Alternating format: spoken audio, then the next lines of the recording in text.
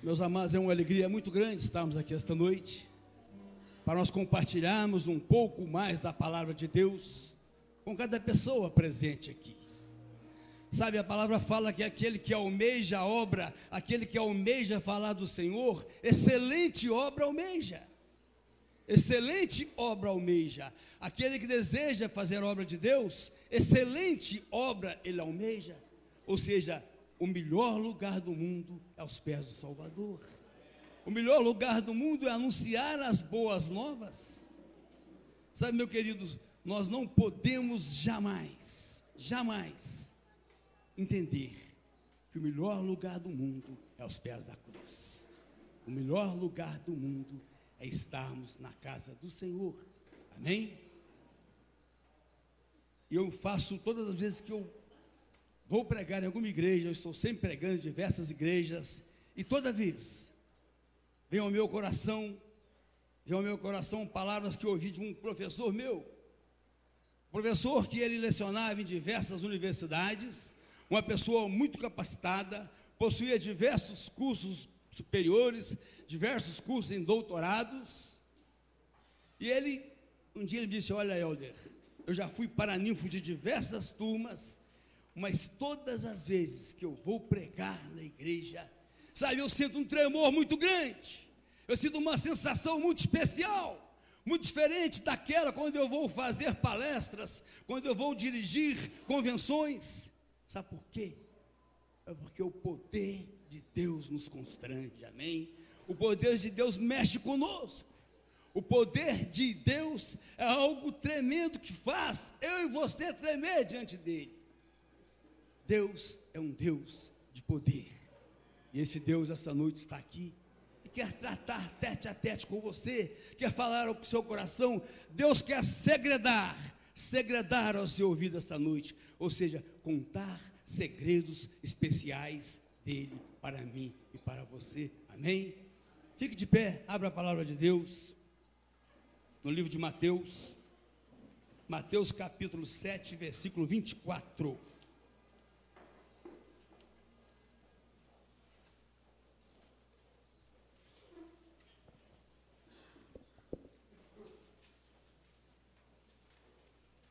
Mateus capítulo 7, versículo 24 a 27. Primeiro livro do Novo Testamento. Todos acharam, amém? Vamos ler. Diz assim a palavra: todo aquele, pois, que escuta estas minhas palavras e as pratica, assemelho-ei ao homem prudente que edificou a sua casa sobre a rocha. E desceu a chuva, e correram os rios, e assopraram os ventos, e combateram aquela casa, e ela não caiu, porque estava edificada sobre a rocha. E aquele homem que ouve essas palavras e não as cumpre, compará-lo-ei com um homem insensato, que edificou a sua casa sobre areia. E desceu a chuva sobre ela, correram os rios, assopraram os ventos, e combateram aquela casa, e ela caiu, e foi grande a sua queda. Que Deus possa abençoar o teu povo. Podemos assentar, meus irmãos.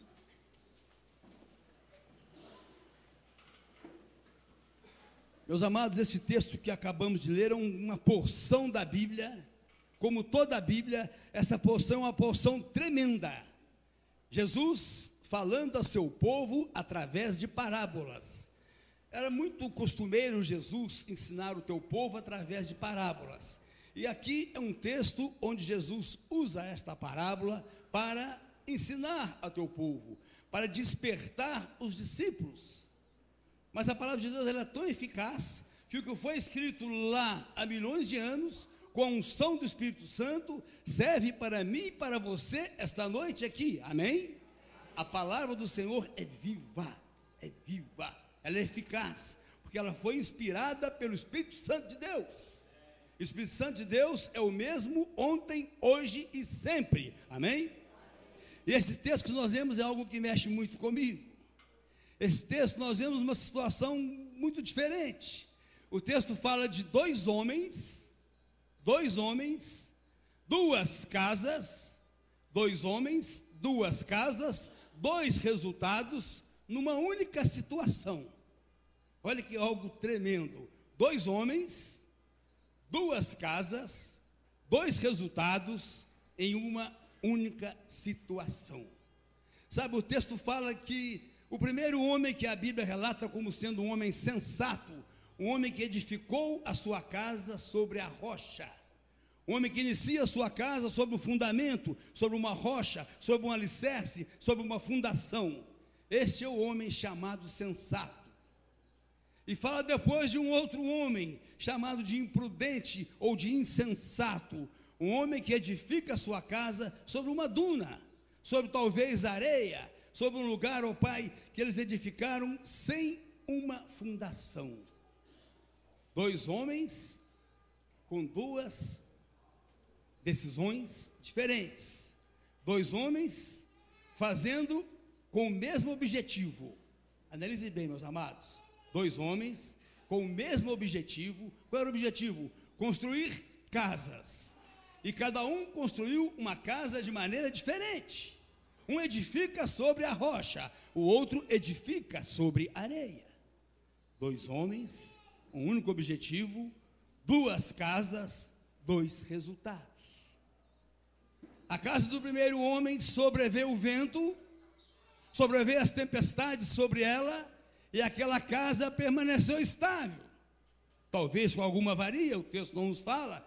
Eu, como alguém da área, eu até chego a pensar que essa casa possa ter sofrido alguma avaria, mas essa casa permaneceu de pé. E a segunda casa, meus amados, quando sobreveio o vento, quando veio as tempestades, essa casa caiu por terra.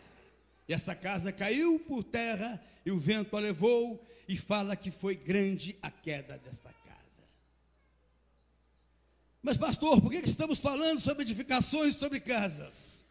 Sabe, algo tremendo Deus quer revelar para nós esta noite aqui neste texto.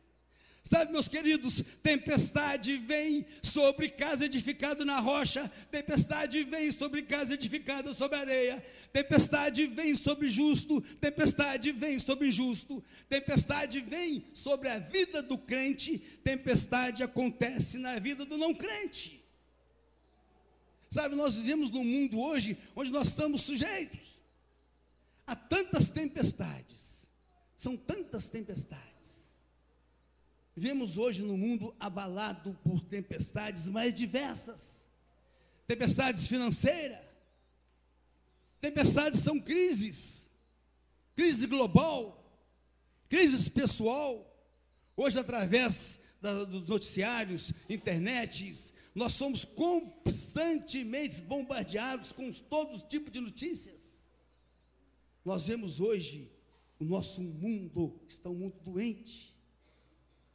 Sabe, o nosso país é um país infelizmente doente. As instituições que deveriam trazer para nós segurança, que deveriam trazer para nós estabilidades, não passam de instituições falidas.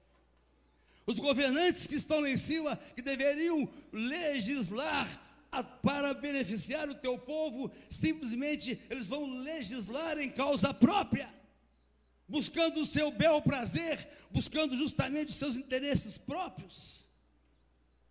E com tudo isso, o que tudo isso faz? Tudo isso gera crises, geram crises, crises nas famílias, crise nas escolas.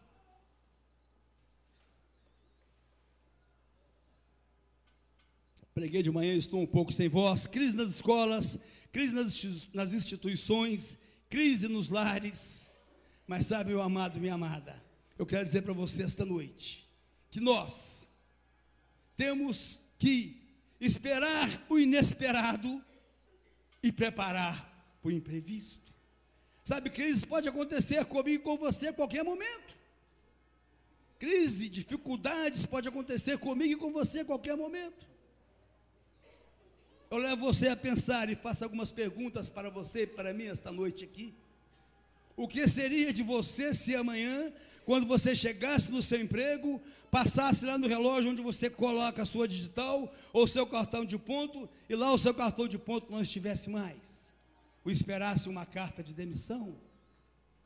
Isso pode acontecer. O que seria de você se de repente você simplesmente visse que todo aquele emprego que você batalhou, todo aquilo que você ajuntou, todos aqueles recursos financeiros que você cuidou de guardar para uma toda a vida sucumbir, ser roubado?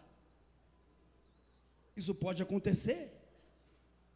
Sabe, você já parou para pensar que de repente você pode receber um diagnóstico de uma doença grave? Isso pode acontecer. Sabe, isso são crises. São crises que podem acontecer com crente e com não crente. São crises que podem acontecer, crises com aquele que está de pé, aquele que não está de pé. As crises vêm. As crises poderão vir. Sabe quem disse isso? Foi o próprio Senhor Jesus.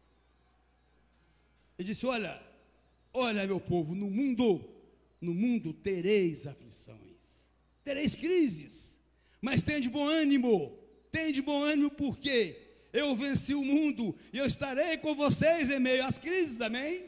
Eu estarei com vocês, não importa o diagnóstico que você receba, não importa a situação do seu trabalho, não importa o tamanho da sua crise financeira, não importa a crise conjugal que você está vivendo, não importa a sua situação, importa sim o tamanho do seu fundamento que está lançado a sua fé e a sua rocha, amém? Repita comigo: meu Deus é a minha rocha. Ah, meus amados, meus queridos, quando eu e você edificamos a nossa casa, o que é a nossa casa? A nossa casa somos nós, a nossa casa é a nossa fé. Quando nós temos a nossa fé enraigada, ligada numa base sólida, que é o Espírito Santo de Deus, que é o próprio Senhor Jesus, que é Deus Pai, quando eu e você colocamos os joelhos no chão, num ato de busca incessante, o céu se abala a nosso favor, amém? Todo o céu simplesmente derrama sobre o teu povo. Eu não tenho dúvida disso. Sabe, se eu fosse ficar aqui esta manhã, esta tarde, noite, para estar compartilhando com vocês vitórias, são tantas, quantas crises eu já passei. A nossa vida, nós vemos que a nossa vida, ela é composta de batalhas e dificuldades, mas nós temos que passar pela prova, nós temos que passar pelas crises, entendendo que só há uma maneira de sairmos melhor dela, é passar pela crise ao lado do Senhor Jesus, é passar pela crise dando glória a Deus, é passar pela crise entendendo que ela vai passar. Crises são estações como existe primavera, verão, outono e inverno. É por isso que às vezes quando passo o inverno, eu passo pelo inverno, eu guardo as minhas roupas de inverno para o próximo ano. Sabe por quê? Porque o inverno vai passar, vai vir novamente. O verão vai vir novamente no próximo ano. Se eu pegar as minhas roupas de inverno e terminou o inverno, joguei todas as minhas roupas fora, e quando vier o próximo inverno? Sabe, meus amados, as crises, as lutas, as batalhas, elas irão continuar enquanto nós estivermos aqui neste mundo. Mas o mais bacana de tudo isto é que o Senhor Jesus permaneceu, que estaria comigo, que estaria com você, minha irmã, que estaria com você, minha irmã, e nos levaria, nos conduzia até o encontro com Jesus nos ares, quando Ele vier resgatar o teu povo, amém? Quem crê nisso, deu uma salva de palmas para o Senhor Jesus. Ele é digno de todos os aplausos, toda a honra, toda a glória.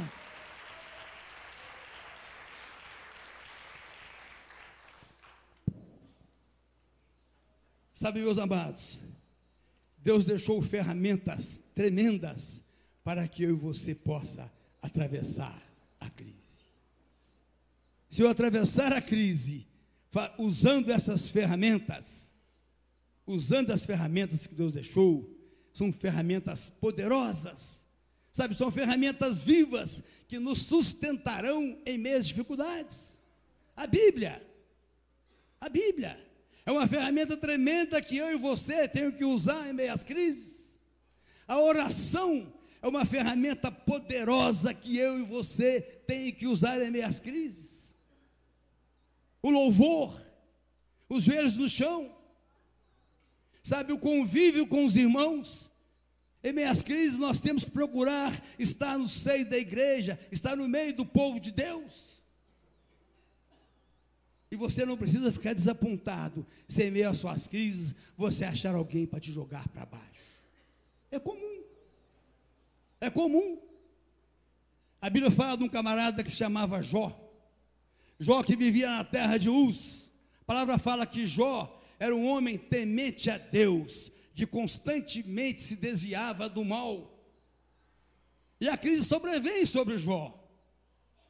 E a crise de Jó foi tão forte que um belo dia a sua esposa chega perto dele e disse: olha Jó, abandona esse teu Deus e morre. Mas Jó permanecia firme, Jó permaneceu fiel, Jó permaneceu firme no Senhor, e a palavra fala que lá na frente, Deus restituiu tudo aquilo que Jó havia perdido. Deus restituiu a saúde de Jó, e esse mesmo Deus que fez tudo isso, está aqui esta noite, e quer restituir tudo que você tem perdido, meu amado. Todas as lutas que você tem travado, Deus quer dizer o seguinte: eu conheço as tuas lutas, eu conheço as tuas batalhas, eu tenho visto as suas noites de insônia, eu tenho visto o seu choro, eu tenho visto as suas dificuldades financeiras, sabe, eu tenho visto o desprezo que as pessoas têm feito com você, sabe, eu vejo tudo que você está passando. Deus quer dizer para você esta noite, sabe por quê? Porque os olhos de Deus estão atentos à nossa vida, à minha e à sua. Sabe, meus amados, Deus anela pelo nosso bem-estar, ou seja, Ele não quer que nós soframos. Para isso é que Ele deixou ferramentas para nós enfrentar as crises, porque Ele saberia que crises viriam. Sabe, Deus, lá no Éden, Deus prepara todo o jardim. Vocês sabiam por que que Deus não fez chover na terra antes que o homem viesse? Deus criou tudo bonito, tudo perfeito, e Deus não fez chover antes. Sabe por quê? Porque Ele amava tanto Adão e Eva, que Ele não queria que Adão e Eva chegassem na terra e já achasse os matos grandes, as ervas grandes. Ou seja, Deus preferiu primeiro que Adão e Eva chegassem, para depois Ele mandar chuva na terra, para depois Ele mandar chuva e os administradores estarem prontos para cultivar. Ou seja, Deus prepara tudo aquilo que eu e você precisa. Amém? Deus precisa que nós administramos as nossas crises. Crises mundiais, sabe? Tem crises que caem sobre justos e injustos. Tem crises que sobrevêm por problemas naturais. Nós vemos lá nas Bahamas aquelas tempestades, tufões que levam as casas todas. Vemos agora recentemente na Grécia incêndios que levam 50 casas.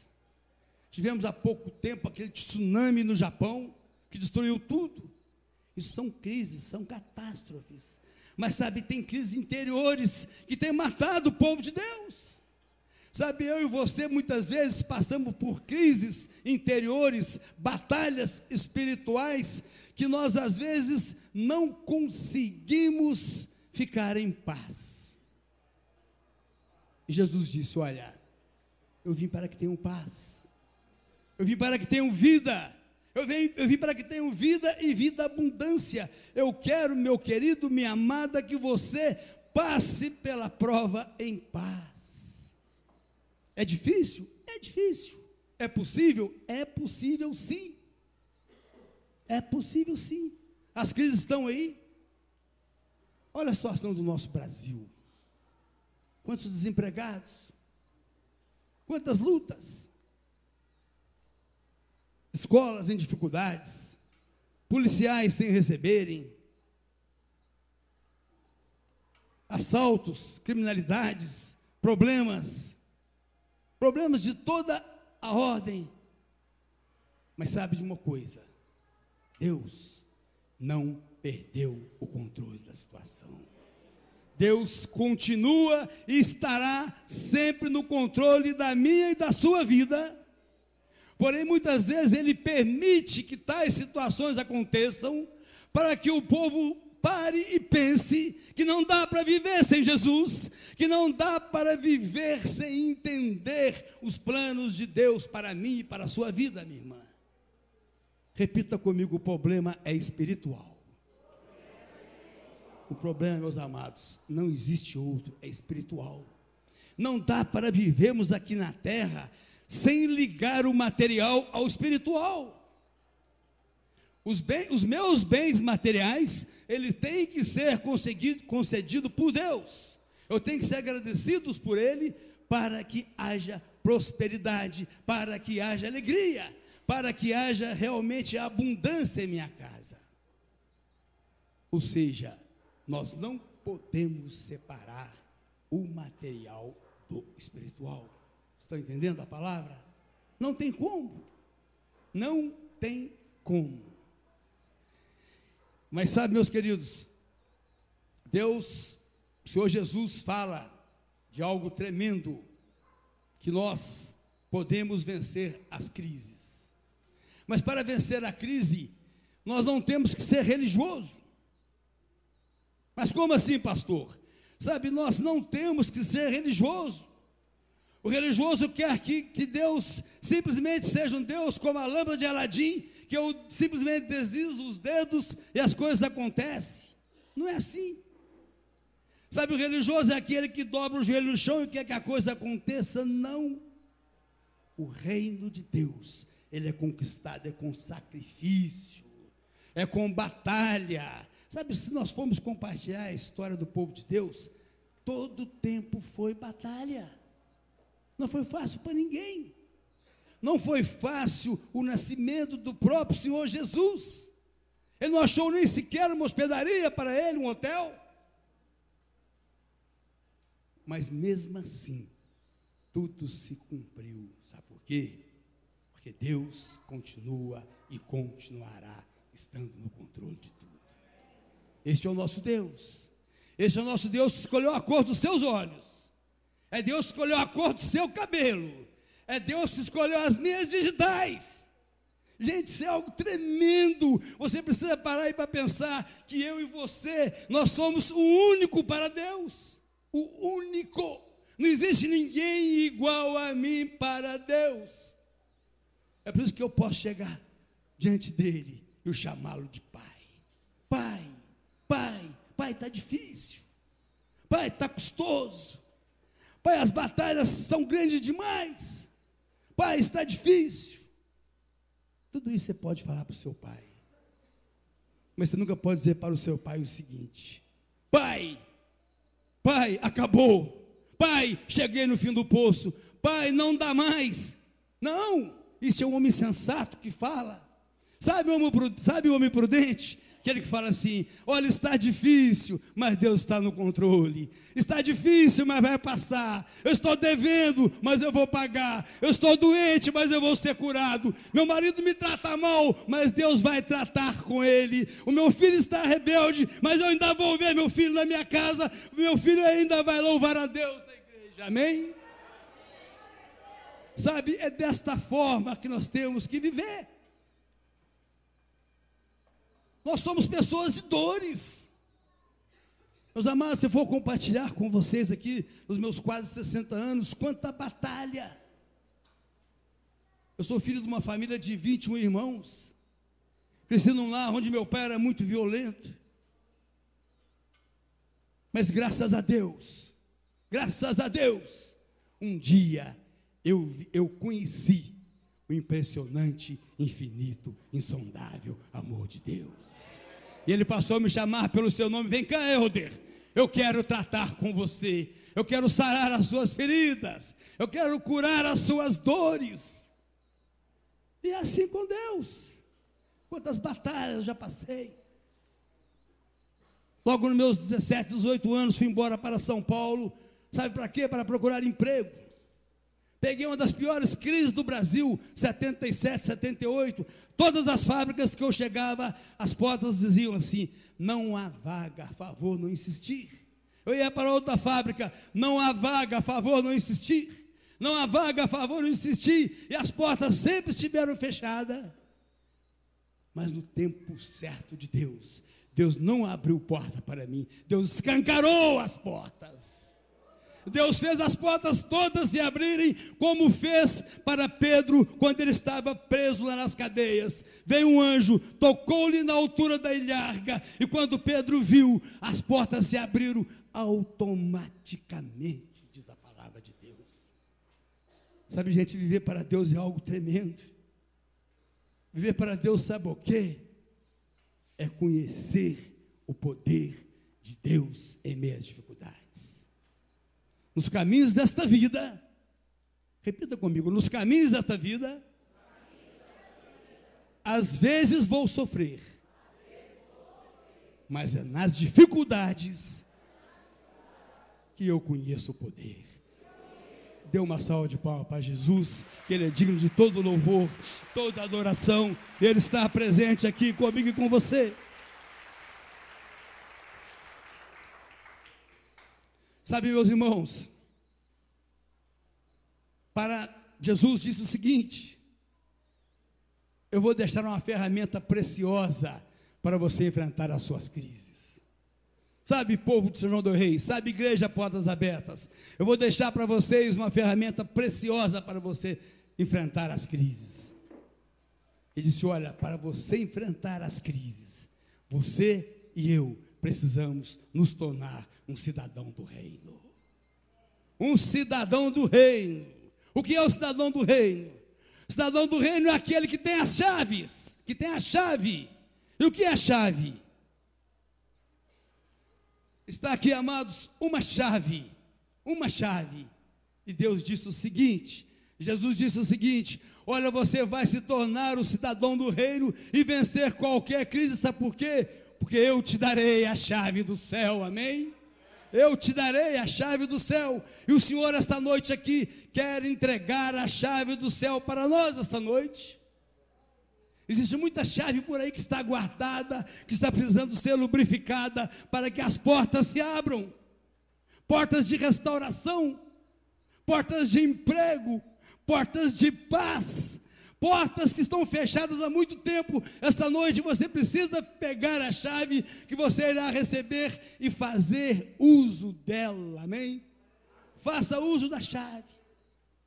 Eu te darei a chave do céu, disse Deus. Não está dando para nós. Quer nos tornar cidadãos do reino. Vocês estão entendendo? Cidadão do reino de Deus. E Deus, quando dá, Deus não dá com miséria, Deus dá com fartura. Deus é diferente de mim, Deus de você. Deus não tem reservas. Eu tenho um apartamento em Belo Horizonte, e esse apartamento, de vez em quando eu uso.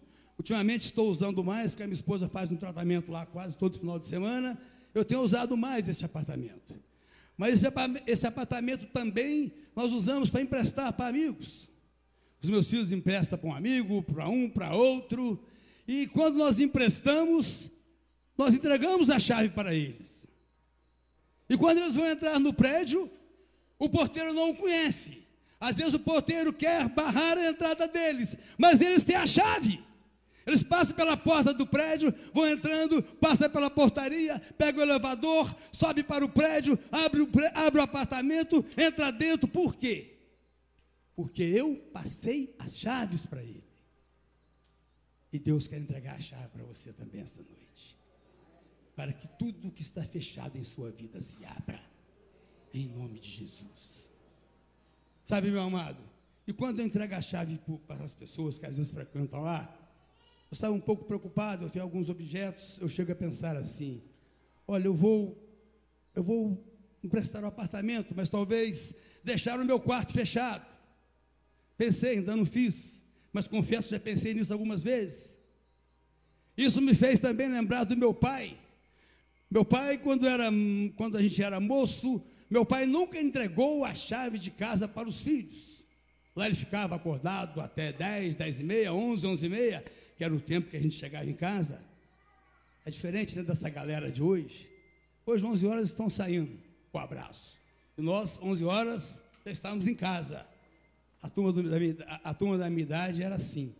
E meu pai nunca entregava a chave.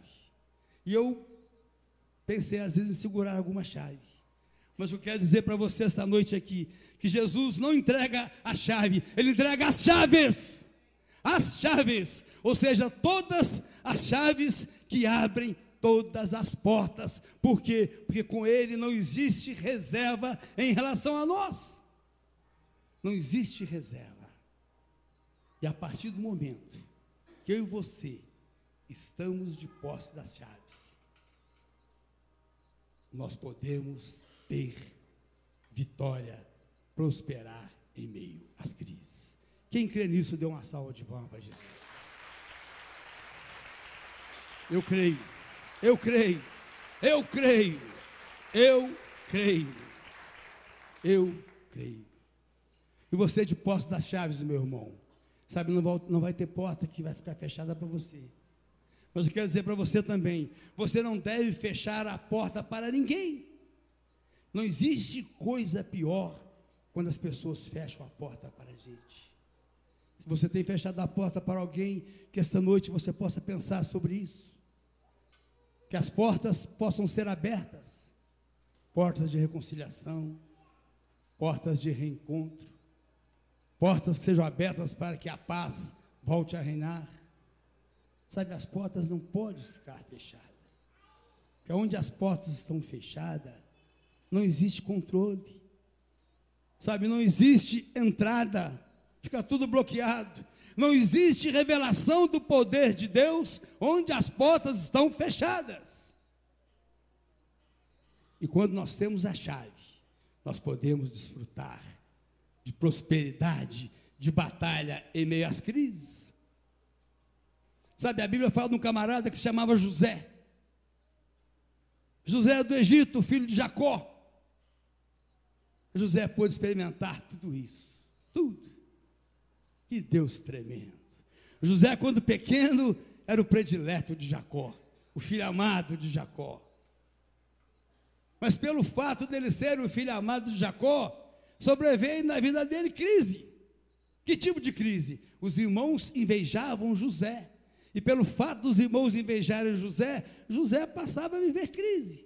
Crise de inveja dos irmãos. E o que aconteceu com José? José foi lançado no fundo de um poço. Foi jogado no fundo do poço. Eu fico imaginando, a Bíblia não fala nisto, mas eu fico imaginando aqui na minha mente, que quando José é lançado naquele poço, algumas escoriações devem ter acontecido no corpo dele, alguns arranhões, alguns machucados, porque quando nós caímos, muitas vezes ficam machucados, raiuras. Eu passo a comparar José com aquela casa também, aquela casa quando sobreveio o vento sobre aquela casa que estava na rocha, o texto não fala, mas eu fico imaginando que houve algumas avarias naquela casa. Quando o vento bateu naquela casa, quando o vento soprava contra aquela casa não caiu, mas pode ter acontecido algumas avarias, algumas trincas que às vezes são vistas, algumas trincas internas que ninguém está vendo, mas que te machuca muito. Algumas trincas internas que têm machucado você desde a infância. Algumas ranhuras que você tem carregado ao longo da vida, que precisam ser curadas e restauradas essa noite aqui, diante do trono de Deus. Aquela casa passou. Muitas vezes nós estamos de pé como esta casa, mas ainda existem avarias que precisam ser curadas, que precisam ser passadas ali, um curativo, e o curativo é o Espírito Santo de Deus, o curativo é a palavra de Deus, o curativo é o próprio Deus, amém? E José passa a ser, de filho predileto, ele passa a ser um escravo, de filho amado de Jacó, de filho predileto, José passa a ser um escravo. Mas a palavra fala que José, desde a infância, José era um camarada obediente. José era um camarada ligado nas coisas de Deus. E Deus estava com ele em meio às crises. E José vai parar lá na casa de Potifar. E José vai ocupar lá um lugar de honra. Ele passa a ser lá um auxiliar. Ele passa a ser lá alguém muito importante dentro da casa de Potifar. Por quê? Porque ele era íntegro. Ele estava vencendo as crises. Ele deu um passo muito grande e estava vencendo as crises. Mas como eu disse desde o começo, crises vêm e vão. Sobreveio outra crise na vida de José. E sabe qual foi a crise? A integridade de José. A integridade de José faz com que ele chegue ao cárcere. Mas como assim, pastor? Eu sou íntegro e vou para o cárcere? Gente, está acontecendo todos os dias. Constantemente a injustiça tem acontecido. Quantas pessoas estão sofrendo por falar a verdade? Quantas pessoas estão pagando um alto preço? Quantas pessoas poderiam viver de forma diferente, mas são oprimidas, são açoitadas? Nós vemos na África do Sul recentemente, quantas pessoas açoitadas por carregar o nome de Cristo. Mas a palavra quer dizer o seguinte: nem profundidade, nem altura, nem qualquer outra criatura poderá nos separar do amor de Deus que está em Jesus Cristo, amém? Nada poderá nos separar do amor de Deus. E José passa a crescer, e José passa a progredir, e José sai da prisão para o palácio. Olha que algo tremendo, gente. Da prisão para o palácio. Diga assim: da prisão para o palácio. Da crise para a vitória. É assim que Deus age. Deus é tremendo. Deus, quando chegou lá para a viúva de Serepta, disse: olha, traga um pouquinho de azeite aí, e o azeite da sua panela nunca mais vai secar, nunca mais vai acabar. Sabe por quê? Porque eu sou teu Deus. Agindo eu, quem impedirá? Sabe, meus amados, que eu e você precisamos é lançar sobre Deus todas as nossas ansiedades, porque Ele tem cuidado de nós. São tantas, que batalhas, eu já passei por tantas, perdi filho, perdi pai, dificuldades financeiras.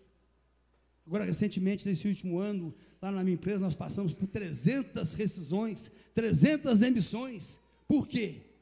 Porque os órgãos que teriam que nos pagar, que teriam que agir com compromisso, com lealdade, não agiram. E nós fizemos 300 demissões.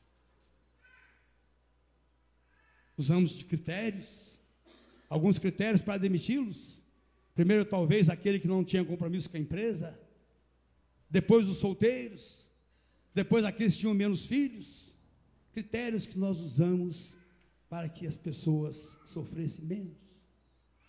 Se eu sou carnal, se eu que sou humano, se eu que sou falho, penso assim, imagine Deus como vai agir quando você precisar dele. Eu tenho certeza, eu não tenho dúvida nenhuma, que nos momentos mais difíceis, Ele irá carregar você nos braços e passará com você para o lado de lá, para um terreno seguro, aonde mana leite e mel. Aonde mana leite e mel. Esse é o nosso Deus. Esse é o Deus de Isaac, Abraão e Jacó. É o Deus que está nessa atmosfera aqui esta noite. Sabe, meus amados, José, a crise que levou José a escravo, a crise que levou José à prisão, é a mesma crise que agora pega José e leva no palácio. A crise que eu e você está atravessando, diga comigo, vai passar. Vai passar. E sempre vai passar. Poderão vir outras, mas eu sei em quem tenho crido, que é poderoso para guardar o meu tesouro até o dia final. Sabe por que as crises vêm? Muitas vezes, Deus tem um propósito. A crise que José passava aconteceu lá no Egito. O Egito, na época, era um país era uma grande economia agrícola. Era um grande produtor agrícola, a agricultura era algo muito forte lá no Egito. E era uma potência muito grande. Seria como é hoje, por exemplo, os Estados Unidos, uma grande potência tecnológica, uma grande potência industrial. Nós temos hoje o Japão também, uma grande potência tecnológica. Mas sabe por que a crise sobrevém na Ásia? Por que a crise sobrevém na Oceania? Sabe por que a crise vem na América do Sul? Sabe por que a crise vem na América do Norte? Sabe por que a crise vem em todo o planeta? É para que eu e você entenda que nós temos que ser dependentes inteiramente do próprio Deus. Hoje existe uma procura muito grande, os valores, os deuses têm mudado. Hoje para muitos o Deus tem sido o dinheiro, o Deus tem sido o sucesso, o Deus tem sido a fama, o Deus tem sido a moda, o Deus tem sido os bens materiais. Eu quero dizer para você que a felicidade de um homem não consiste na abundância de bens que ele possui. Se você pensar isso, você vai ser comparado àquele homem que plantou, que encheu os seus celeiros, foi enchendo, ele era muito rico, encheu todos os seus celeiros e falou: agora minha alma descansa, que eu estou sob o controle, todos os meus filhos estão cheios. Ele não teve tempo nem de dormir. Deus disse: olha, louco, esta noite eu te pedirei a tua alma. E o que tu tem reservado? Aonde está o teu tesouro? Onde está o nosso tesouro? Será que o nosso tesouro está ficando aqui, fixado nas coisas da terra? Elas vão passar. Seu patrimônio, ele pode acabar. Seu filho, ele pode morrer. Seu marido pode deixar. Crises sobrevirão. Sabe, tudo isso pode acontecer. E dá para viver sem tudo isso. Só não dá para viver sem Jesus. Só não dá para viver sem Jesus. Não dá. Sem Jesus não dá. Fique de pé, meu amado.